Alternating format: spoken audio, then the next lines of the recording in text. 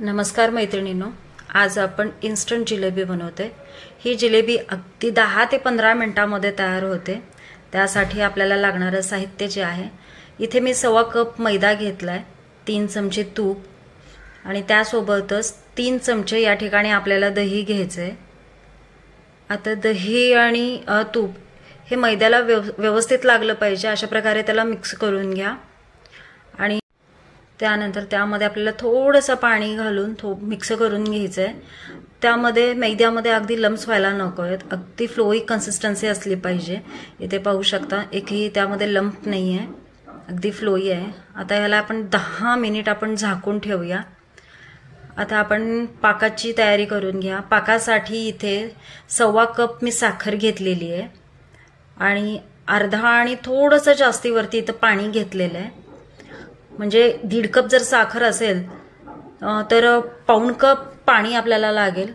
आता हे साखर चांगली विरघळून घ्यायची आहे। याचा आपल्याला 1 तारी पाक करायचा आहे, 1 तारीपेक्षा थोडंसं पुढं।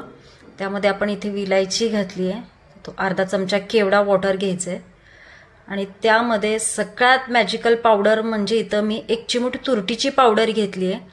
क्रिस्टल होऊ नये म्हणून मोस्टली लिंबाचा रस वापरतात, पण मी इथे तुरटी पावडर वापरली आहे। त्यामध्ये थोडासा येलो फूड कलर घातलाय।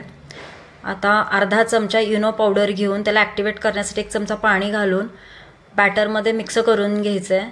इथे पाहू शकता त्याची कशी कन्सिस्टन्सी आहे, तर अगदी फ्लोई आहे, जास्त पातळही नाही आहे आणि घटही नाही आहे, तर तार तुटत नाही आहे। आता हे बॅटर आपल्याला सॉसच्या बॉटलमध्ये भरून घ्यायचे। तेल आपण मीडियम फ्लेमवरती गरम करून घ्यायचं आहे, जास्त गरमही करायचं नाही आहे आणि एकदम म्हणजे थंडही तेल ठेवायचं नाही आहे। आता त्यामध्ये आपल्याला जिलेबी घालून घ्यायची आहे।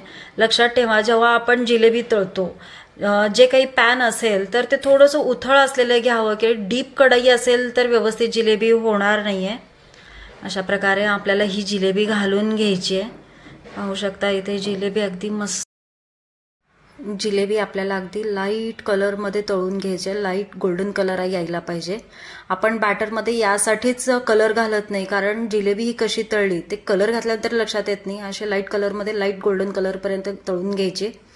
त्यानंतर ही जिलेबी पाकामध्ये आपण घालून घ्यायचे। असंच आपल्याला सेकंड बॅच सुद्धा घालून घ्यायची। जिलेबी 3 ते 4 मिनिट पाकामध्ये आपल्याला भिजत ठेवायचे। त्यानंतर आपल्याला सेकंड बॅच पण रेडी करायची आहे। अगदी सेम प्रोसेस आहे। इथे एक सगळ्यात महत्त्वाची जी ट्रिक आहे की इथे आपण पाकामध्ये 1 चिमूट तुरटीची पावडर वापरली, यामुळे पाक क्रिस्टलाइज होते, आपल्या जिलेबीला एक चांगला कलर येतो आणि शुगर क्रिस्टलाइज होत नाही। तर पाहू शकता इथे अशा प्रकारे आपले 1.25 कप मध्ये भरपूर अशी जिलेबी तयार झालेत, अगदी अर्धा तासात तयार झालेले आहेत।